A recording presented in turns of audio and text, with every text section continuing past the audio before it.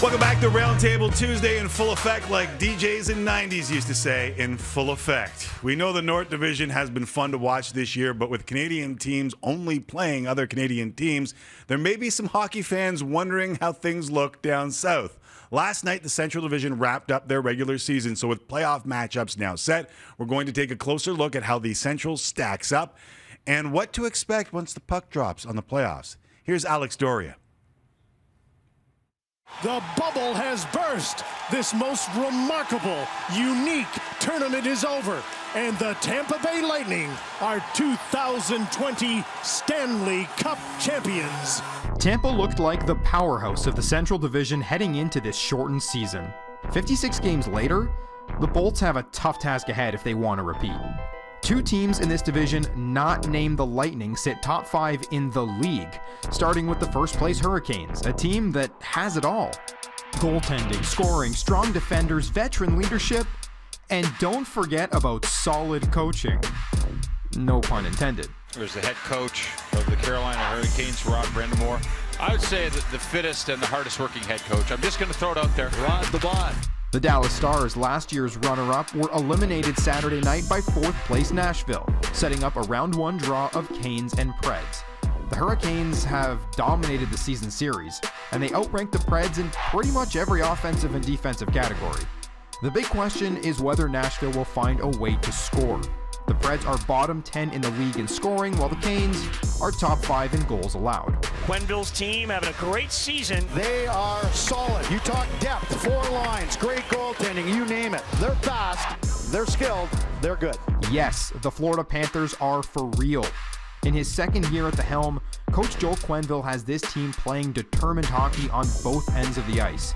And despite the loss of their captain, these Cats are still playing hungry. Huberdeau and Barkov have led the way. The duo of Driedger and Bobrovsky keep pucks out, and don't forget about the deadline addition of Sam Bennett, who's over a point a game since leaving Calgary.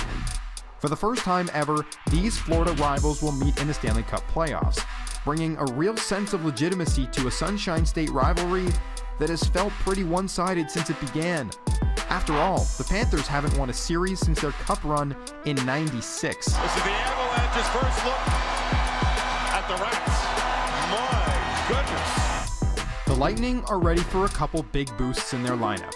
Captain Steven Stamkos hasn't played since April the 8th, and Nikita Kucherov, Tampa's 2020 scoring leader, has yet to make his season debut due to injury. Both are expected to be ready for Game 1. Is this division still Tampa's to lose? They're the champs until proven otherwise, but a couple up-and-comers may be ready to make the leap. All right, still roundtabling here in Calgary. Ryan Leslie, Jen Botterill, Justin Bourne in the center of the universe. By the way, nobody in Toronto actually thinks it's the center of the universe. All right, let's start this segment in the Central since we were just there. Some new blood in Florida and kind of Carolina. Ryan Leslie, is Tampa still the favorite to come out of this division?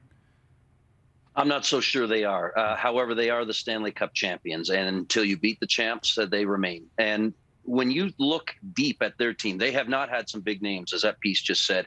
All the big names are expected to be back in their lineup for this postseason. How long that lasts remains to be seen.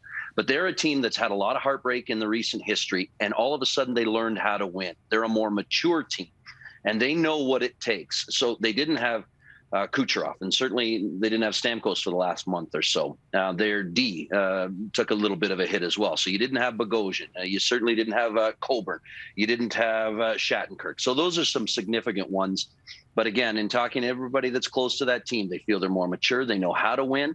Whether or not they're the same team, they'll say, we're not. We're not the same team. We're not as good as we were a year ago. You can understand why when you look at some of the injuries and some of the key losses to their lineup. But this is a team that will still compete. They've got John Cooper behind the bench. He knows how to push their buttons, and they're a group that from within knows how to push their own. Jen, can Kucherov and Stamkos hit the ground running? Yes, because of the caliber of players that they are. When you're that talented, and in terms of what you could bring to the ice on a consistent basis, they have that capacity. And I had the chance in the last couple of seasons to cover Tampa Bay either at rinkside or between the benches. And it is a different team this year, but they still have some of the similarities. And watching them play at ice level, they just controlled the puck so well as a unit on the ice. So in terms of supporting each other, in terms of how they move the puck up the ice as a cohesive group, was just impressive to watch. So when you add the star power of those two coming back, you can't count them out. Justin, Florida or Carolina? Who do you believe in more? I'm going to say Carolina because really love their decor, love their forward group, really exciting, tons of talent. But, like, isn't it kind of perilous being like, I like the team whose goaltending's not great? And then it always scares me a little bit. And, Florida does have that going for them. So if they get even, like, league average goaltending in Carolina, that's a good team. That's nearly a President's Trophy winning lineup that's made some playoff runs with that core. A lot to like there. And Florida losing Ekblad, that to me is, like, too big a blow to overcome. So I'm leaning Carolina there.